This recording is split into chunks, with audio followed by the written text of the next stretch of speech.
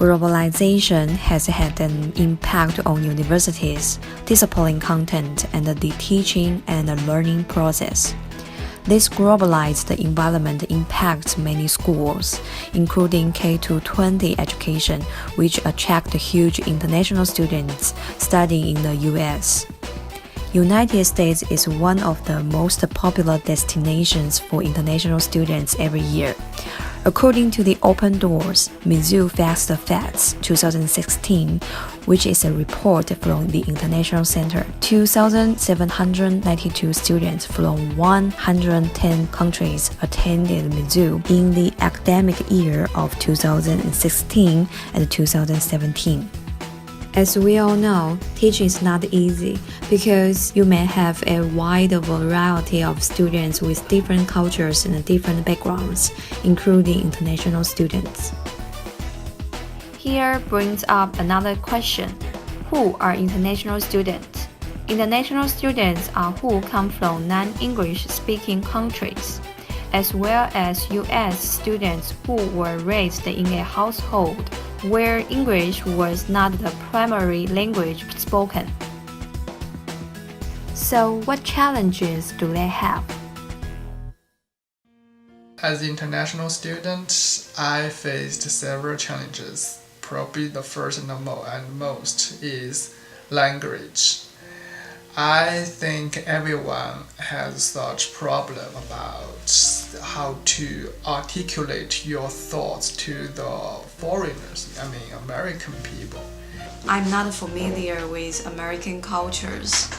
For example, when my classmates were laughing in the class, I didn't know why they were laughing, even if I know what they were talking. So sometimes not just the language problem, but the cultures prohibits me really understand my peers. About exam, well, the first time I took the exam in the United States, I didn't know I needed to get the exam book, so-called blue book. I didn't even know where to get it.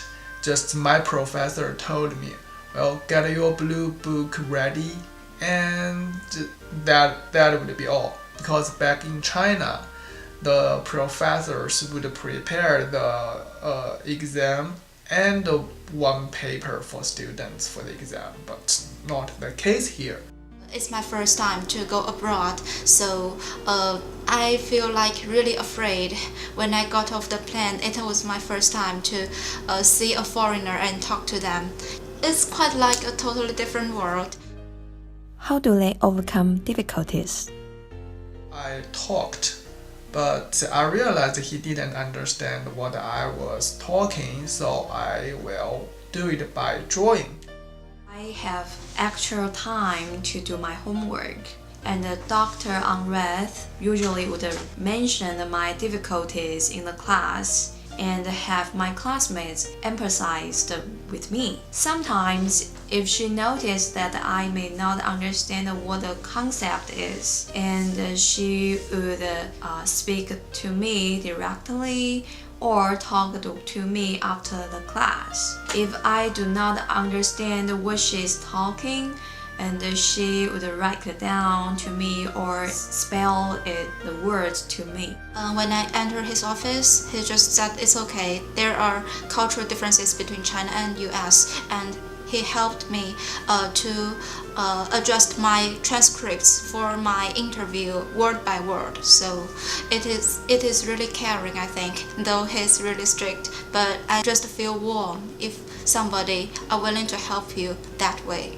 What I feel very warm is that she always encouraged me to speak up in the classroom and share my experience with different cultures. I have contributed diversity in the class. The environment she's created is promoting cultural and global awareness. Most importantly, this is a safe and a comfortable place for study. So, what's American teachers' perception towards international students? What do they do to help and support them? What strategies do they recommend? A very meticulous artist who puts so much detail in her work. She's very talented. She's very quiet, very polite, kind of keeps to herself a little bit. The students that come in, the language barrier is very, very great because most of them speak only Spanish. Some of them can very basic English. They have very basic English skills. So in the beginning, a lot of what we do to bridge that gap is to use Google Translate. It's not very accurate at all. I found out that she was adopted from China, at 3 years old or so, and then she was brought back to the United States, and her family speaks Spanish at home. So this little girl is going from home language of Chinese to Spanish, and now coming to school and getting English. So I'm like, well, this completely understand. I get why she's not understanding what I'm saying, because holy moly, that's 3 languages. We live in a very global world where global citizenship is really important. So one of the most important things I did was value and emphasize the perspective that every student in the class brings, because we can only see and create through the lens of our own vision and our own experiences, and everybody has had a different life experience and everyone sees things differently. For me, building that community and building a relationship is absolutely critical with all my students, and I want to see that I want them to see that I value them and their contribution to the class as a whole. So every class, it's almost like making a salad. That everybody, there are little parts, but it makes the whole so much more beautiful. So with every person, I try to find their strength and invite them and welcome them into our community by making them feel successful, giving them, feedback on their work, helping them move forward. I find that international students are often quiet. They're quiet observers that can be misinterpreted. So what I tend to do is I exercise a lot of empathy. So I like to try and feel what's happening within the context of the class, and I watch how they watch the others and whether they interact with other students, whether they're hesitant to interact with other students or myself. And what I will frequently do is try to engage them quietly, respectfully, because I don't want to make anyone uncomfortable.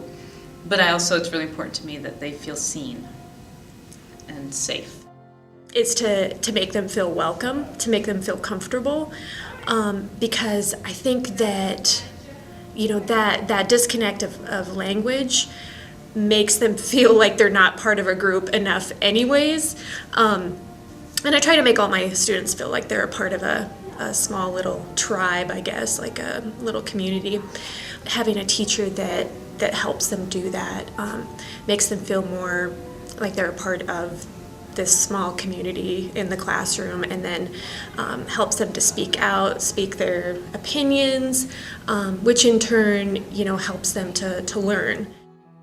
And I had a boy from Mexico raise up his hand and said, I think this is a hospital in Mexico. And someone said, dude, that's not a hospital. Look at it, that's a bedroom. And the boy from Mexico raised up his hand and he said, have you ever been in a hospital in Mexico? Because I have, and hospitals in Mexico can look this way. That was an experience of me using VTS where it allowed my international students to draw from their own knowledge and have the opportunity to share their personal knowledge, making them active contributors to the knowledge base that is formed through VTS. And after I did that, then I started looking for other images that would allow my international students to bring in their knowledge. So with Asian students, a lot of times that was symbolism and things that my American students are less familiar with. So I would say VTS is probably one of my best strategies for working with international students. Just kind of over time getting to know them and what they're interested in and what they enjoy doing. I know with my student that's a really great artist. I encouraged her to kind of share her artwork with the class and explain what it was. A lot of times she would do some kind of Chinese writing and she would share that with the class, and they really found it fascinating. We just got her involved in the arts, and there was not too much of a language barrier. If there was a little bit of a language barrier, I was very patient. I think modeling that the students saw to be patient with her and to let her look up, have that time to look up words or maybe sketch something out. So I think everyone, my students and my Thai student, they all just saw that you need to be patient with one another and work with one another. The respectful and ethical mind, and to my students, I model that. I think it's important to listen. That too many teachers, in my opinion, talk too much. And it's important to listen to these students and what they need to know, what they want to know. So I usually start a class out with, number one, what do you already know about this topic? And number two is, what do you want to learn about this topic? Is building a relationship with that student, a close relationship. I have them usually sit by a student that I know is more open or who can speak Spanish better or was at one point in that person's situation, and that helps too. A lot of times hearing their stories, and of course they're fully integrated in our culture, but we know nothing about them. So I try to do a project at the very beginning that has to do with culture, family, home, and so people can see the difference between the two. The perspective of being inside a community, ever-expanding community, from my art education program to the College of Education, to the University of Missouri, to Columbia, to Missouri, to the United States, to the world. The only real sphere of influence I have is in my space. And so my entire effort is to send positive ripples out into the world through the experiences that my students have with me and in our program here at Mizzou.